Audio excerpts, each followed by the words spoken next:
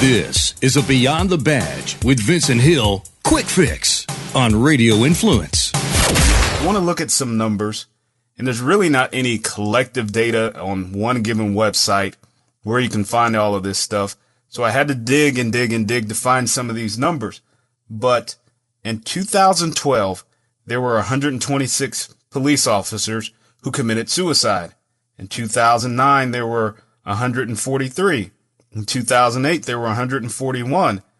From what I could gather in 2015, there were over 50 officers that committed suicide.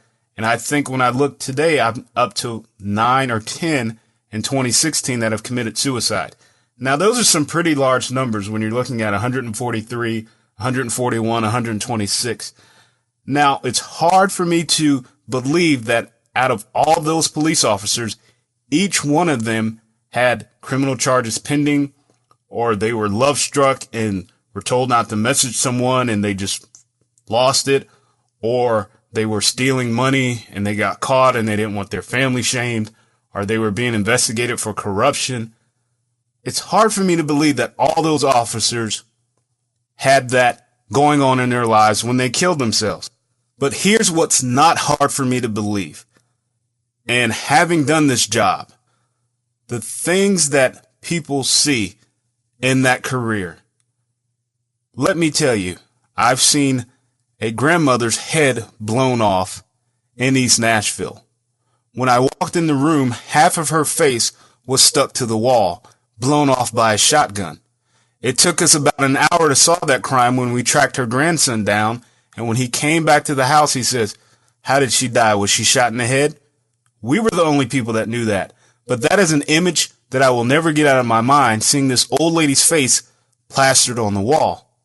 I've seen a guy with his head literally ran over by a Ford Expedition, where I could see what was left of his head and his brains on the ground. I've seen a 16-year-old girl die in a car wreck in front of me. I've held a 12-year-old on 3rd and Berry while he was dying from a gunshot wound to the chest over a $5 dice game. I've seen a kid hang himself in his dad's backyard and leave a suicide note that said, "Dad, I'm sorry, I got a B on my report card." I've seen a baby at 3 months old die of SIDS, and I got the call. All the while, my son was barely 2 years old. So do you see where I'm going with this? That is a lot. And I know people expect police to be robots and not have emotions and not have this. And I had this conversation with someone over the weekend. You have to detach yourself from these calls you go on. And a lot of people say, "Oh, it's cold, it's callous, you're being an ass."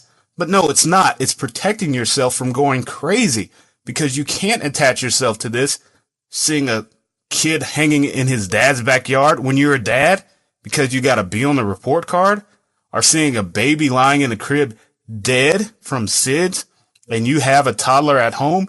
You have to detach yourself from that, because if you don't, it will eat at you. Beyond the Badge with Vincent Hill can be found on iTunes, Stitcher, and RadioInfluence.com.